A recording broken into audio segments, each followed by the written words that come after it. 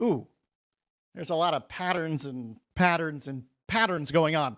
I'll do better tomorrow. And speaking of tomorrow, your Carnival cruise is about to get more expensive tomorrow. I can tell you how to avoid those extra fees if you act fast. One U.S. senator has introduced a cruise passenger protection bill aimed at boosting support for victims of crime onboard cruise ships. I guess that means we're discussing politics, even though you're not supposed to. Plus, Royal Caribbean has been quietly making changes to their onboard casinos, and I'll tell you some good news coming down the pipe. Let's roll the intro.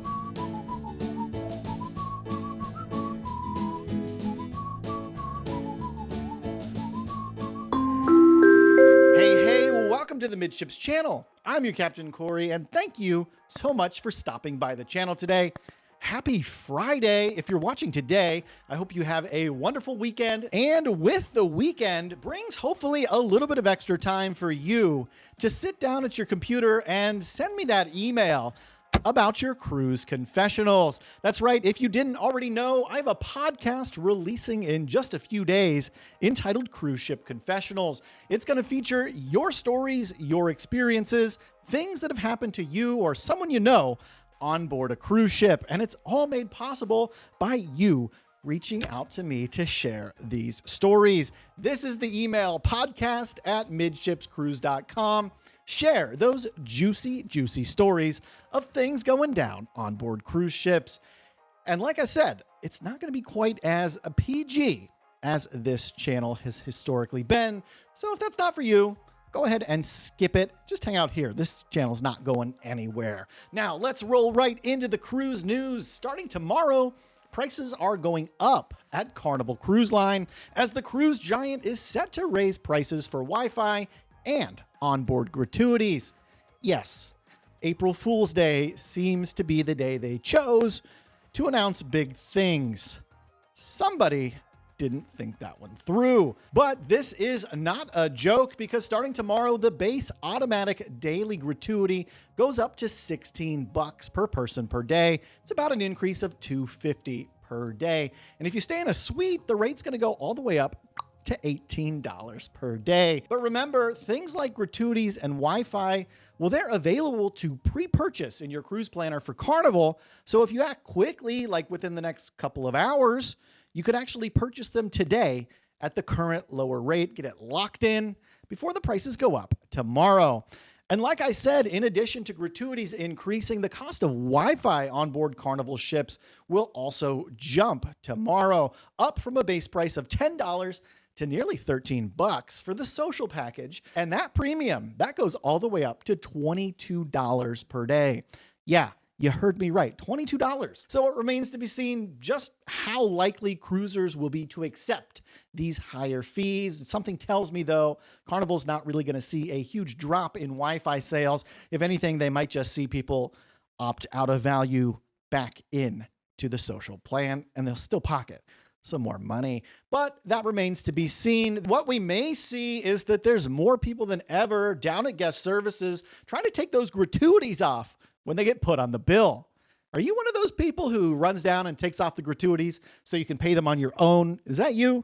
Let me know in the comments below. What is your gratuiting style when you cruise? Your gratuiting style. Do you just let the cruise line handle it for you, or are you more of like a hands-on kind of gratuitor? Speaking of hands-on, you might want to get your hands on some of the items in the Midships Amazon store. If you have any cruises planned, it's the best place to shop for those last-minute cruise essentials that, well, you quite frankly didn't know you couldn't cruise without. Check it out. There's a link in the description down below. Let's keep talking about Carnival Cruise Line. There's a few other noteworthy items going on for the brand today. This week, the Carnival Horizon is celebrating her 5th birthday in service. The 2018 built Vista-Class ship was christened by Queen Latifah back on May 28th of 2018 in New York City. The Horizon is currently operating cruises out of the port of Miami, Florida. So happy birthday, Horizon. Other people like to celebrate with gifts as well. Moving on, Royal Caribbean has been secretly making changes on board some of their cruise ships, converting their sort of aged venue, the Jazz on 4 Jazz Club, into small casino gambling rooms for people who are non-smokers. This is according to reporting coming out from Royal Caribbean blog. Oasis of the Seas and Harmony of the Seas are now proud owners of non-smoking casino rooms in place of Jazz on 4. It's a good bet that Symphony of the Seas, that's currently in an extended dry dock, is probably getting the same thing as well. According to Royal Caribbean, the Jazz Club was kind of underutilized. Pretty much nothing happened there during the daytime. I can tell you on board Symphony, when I sailed a couple weeks ago, the Diamond Club is right outside Jazz on 4, and they just kind of opened up that whole venue for Diamond members to use throughout the day. It gave them a little bit more space. But otherwise, that room's just sitting there when it could be making money for the cruise line. A U.S. senator is introducing legislation aimed at protecting the victims of crimes that occur on cruise ships. Introduced by Senator Richard Blumenthal, the Cruise Passenger Protection Act would require cruise lines to retain video surveillance footage of any alleged crime for at least 1 year, giving some extra time for investigators and victims to access these archives that might be necessary in their pursuit of justice.